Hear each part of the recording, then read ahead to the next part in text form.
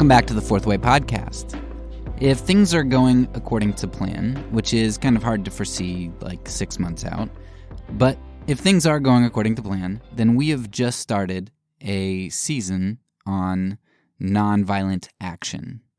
And so if we did, then this will fit in perfectly. If not, consider this just a special episode for April 9th. For those of you who don't know April 9th is the day that Bonhoeffer was assassinated back in 1945.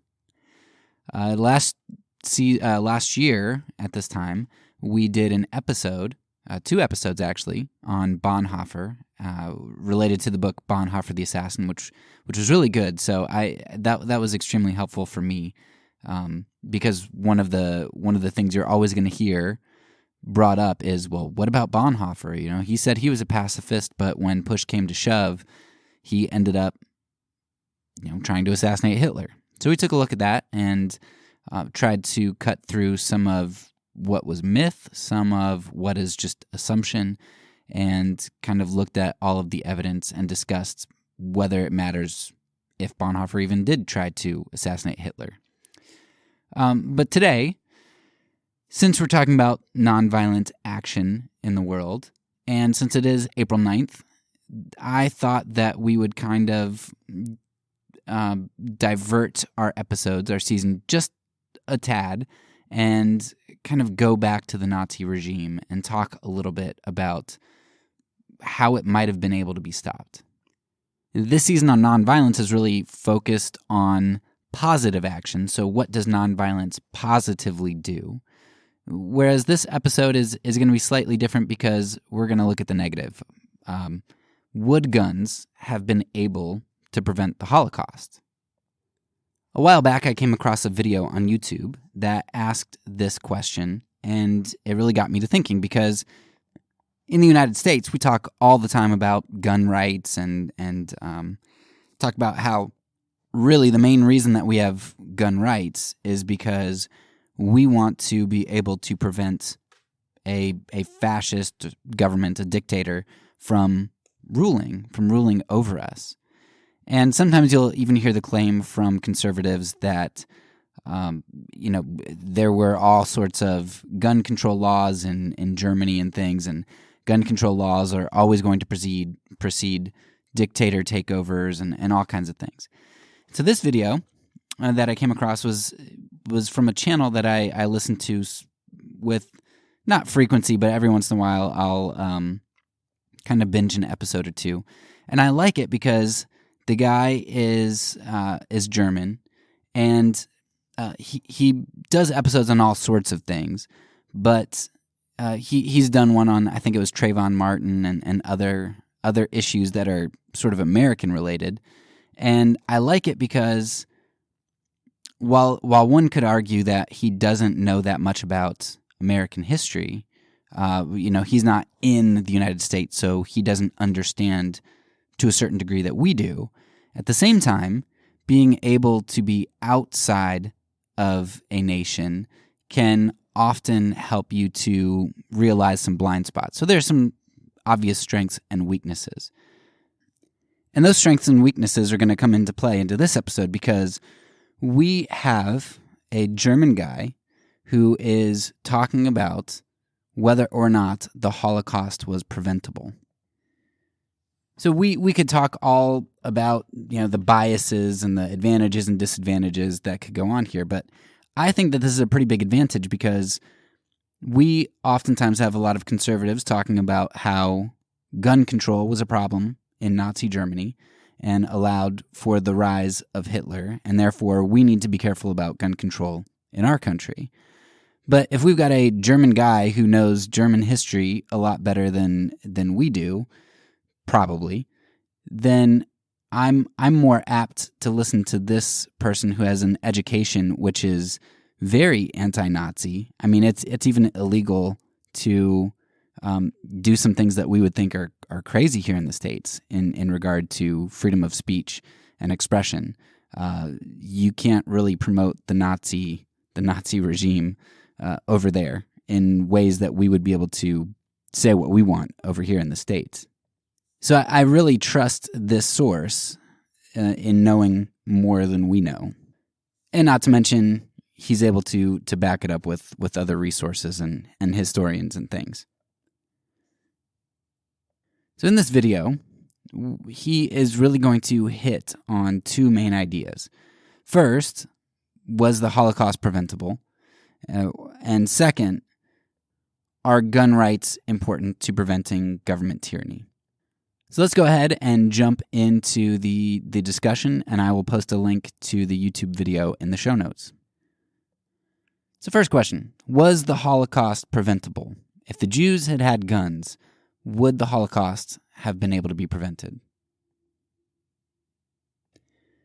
The video goes through a brief history of weapons in World War II in Nazi Germany. What's important to note is that weapons in Germany were mostly confiscated due to the treaty in World War I. So it was largely the what became the Allied countries who had confiscated weapons from Germany in World War I. However, restrictions were loosened in 1928, and people started to be able to get weapons with a little bit more ease. Restrictions on weapons loosened, and Hitler came into power in 1933. And at that point, he started to implement that legislation where political dissidents, convicted homosexuals, and Roma weren't able to have guns. As the anti-Semitism sentiment grew in Germany, it was only in 1938 that weapons were fully confiscated from the Jews. So overall, what we see is that there was a loosening of weapon restrictions before Hitler, a little bit before Hitler, and then also after Hitler. And confiscation of Jewish weapons didn't ultimately happen until the war had essentially started. Because we in the United States, war started for us in the early 40s, but you have to remember that for Europe, it started in the late 30s. So the Jewish weapons were only confiscated right around the beginning of the war. But guns and having guns in your possession are really only a small part of the picture that we need to take a look at. By the time Hitler was in charge, a majority of Germans are really behind him.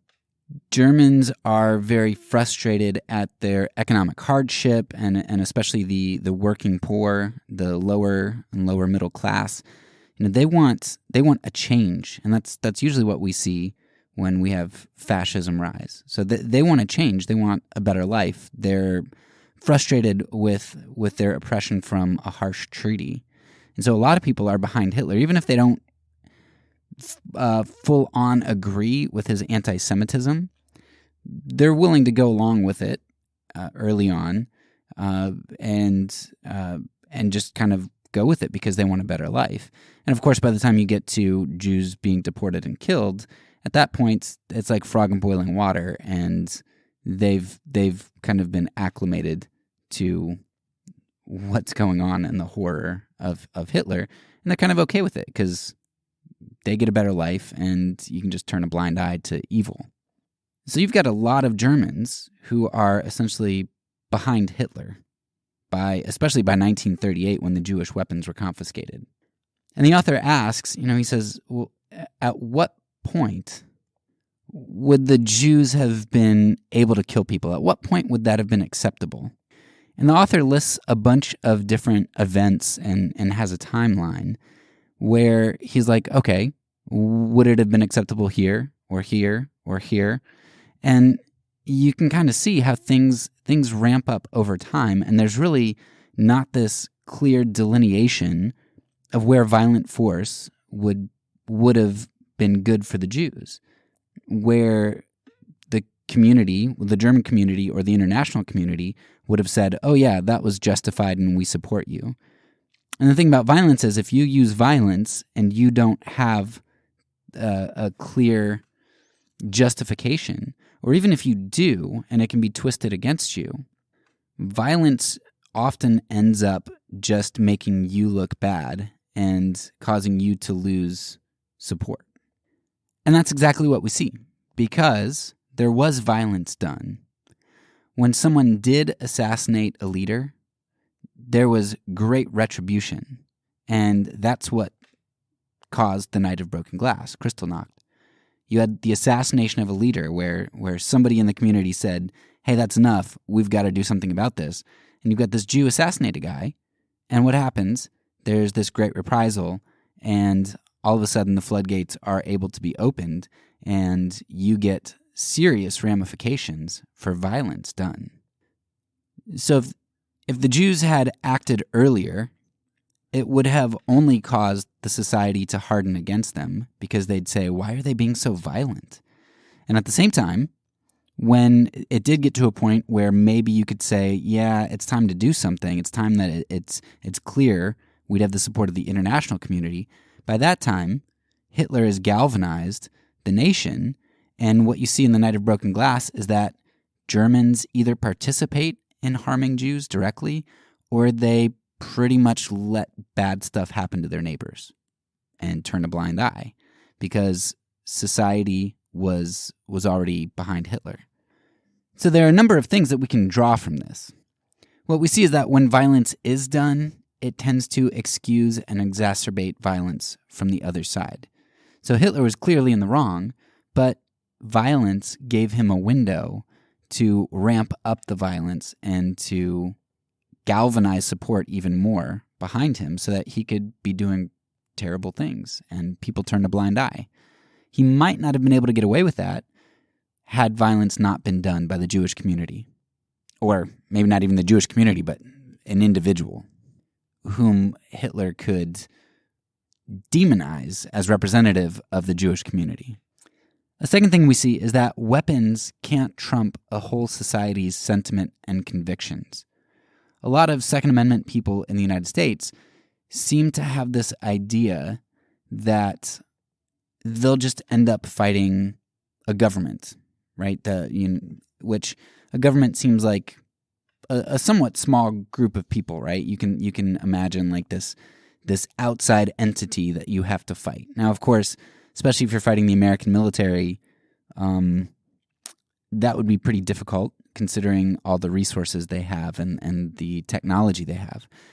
But it's even worse than that, because what you see in Nazi Germany is that people don't end up fighting the governmental army under fascism.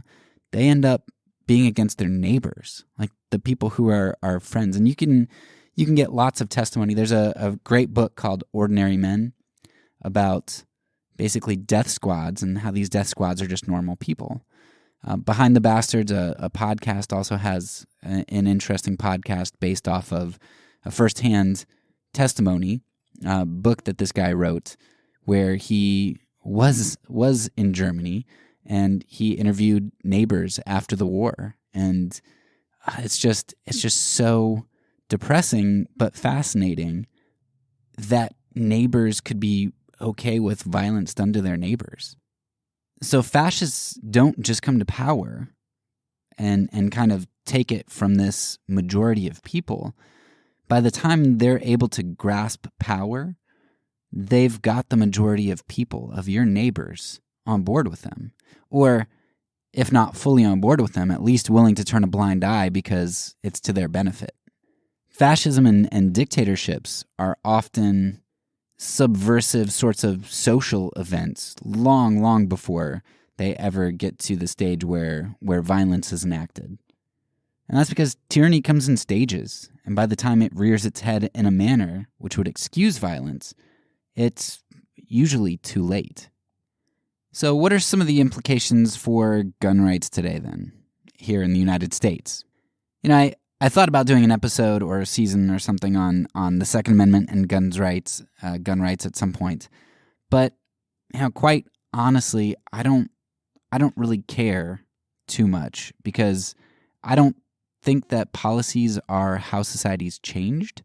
Societies aren't changed really by that, and we've done an episode on that before. Nevertheless, in this episode, I think it's I think it's worthwhile to talk about and to explore some of the ideology here. And again, I will link a bunch of resources in the show notes below because I'm not really concerned enough to go into the Second Amendment, its formation, its interpretation, and all that stuff in great detail. But I can provide you with lots of sources that I found really interesting, helpful on it. So first, one observation that I think we can draw from this is that it seems just as likely that guns present would lead to tyranny as they would to overthrowing it. Now, the assumption is always that the guns are in the hands of the right people, because they'll be in my hands, right? And they'll be in the hands of the people just like me.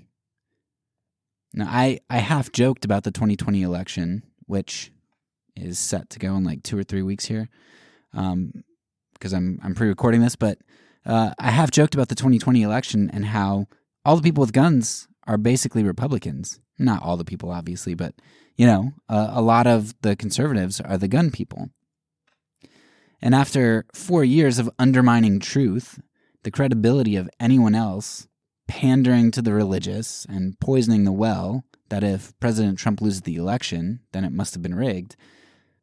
I mean, an armed insurrection would be possible, right? It's kind of weird to think of my group as the fascist group, but I mean, maybe both groups are fascist, but at the moment, with the power of the White House and being able to fashion truth the way that, truth is whatever we want it to be. And I know that goes both ways, but we've got the guns and we've got a lot of power right now. And when I say we, I mean the group that I associate with, conservative evangelical Christians. Even though I have a difficult time, I don't identify myself in this way with them. But my group is the group with power at the moment, the group redefining truth, and the group with most of the weapons.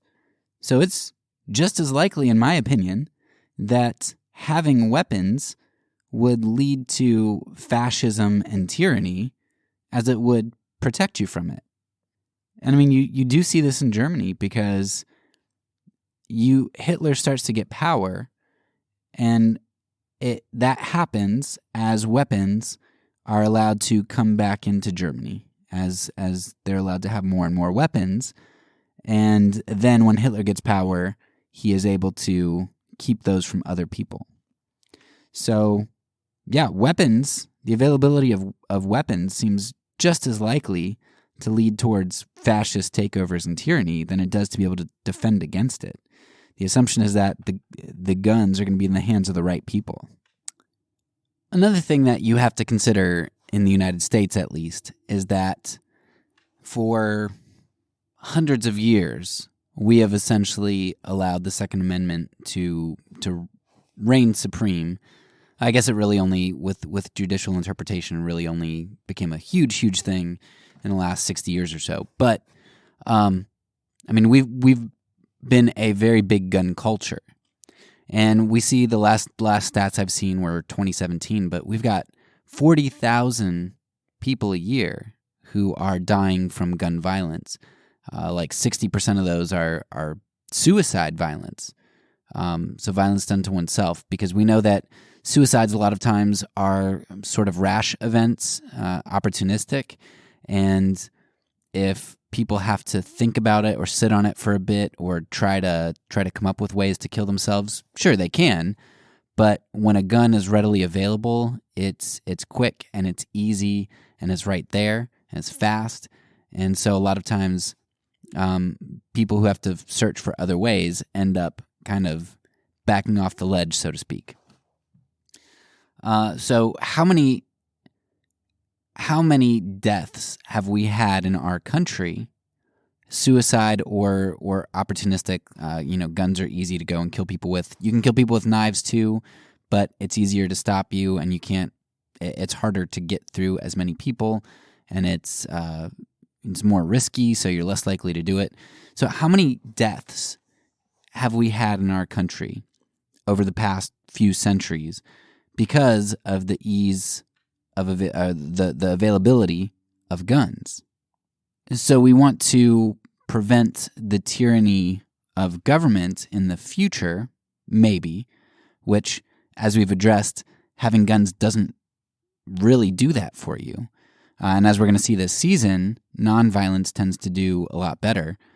But even putting that aside, what about the tyranny of freedom? Because freedom, we know, is a tyranny in our country.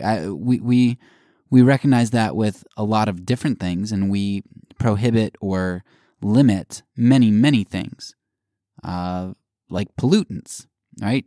For the good of society, we limit pollutants. Now, how many lives are we willing to invest, or discard, I guess I should say, in the hopes that one day we will break the mold and do what other societies tend to not be able to do, and have our guns, rather than create a tyranny and be used by the tyrannical, have weapons that we can use to fight tyranny and maintain our freedom? How many lives are we willing to discard for that over the course of centuries? Because a lot of times, the way that this is framed is that, freedom-loving, non-tyrannical people want to keep guns to prevent government from taking control, and they never look at the effectiveness of that, first of all, but then second, they don't look at the cost of that. Now again, I don't really have a dog in the fight. It doesn't matter too much to me in terms of policy. What's at play here is a lot bigger issue of corporate responsibility, societal responsibility, idolization of freedom, those other sorts of things. We've got an American problem, and we see this in this upcoming election, where we've had a whole season on consequentialism, and that's really what it boils down to. We've got some idols here. Policy's not going to change that. That's a heart issue. My conclusion is that in the end, guns don't make much of a lasting difference, especially not a lasting difference positively. If anything, they have the ability to support tyranny. Ultimately, what's important is our hearts. Social sentiment is what is vital. And that's, again, what we're going to see here in this season, is that you end up having positive results from nonviolent action, in large part because it includes a lot of people, not just men of fighting age, but men, women, children, old people, everything. You have a great degree of involvement and are able to get a lot of social sentiment behind things. It's building positive social sentiment. We see what happens when you can build negative social sentiment, like in Nazi Germany. Not even guns can prevail against your neighbors if all of your neighbors are against you. So anyway, I encourage you to listen to the video in the show notes and to think a little bit more about the issue. And if you really care that much about gun rights and Second Amendment and the history of it in the United States, I've got loads of links for you in the show notes, and you should check them out.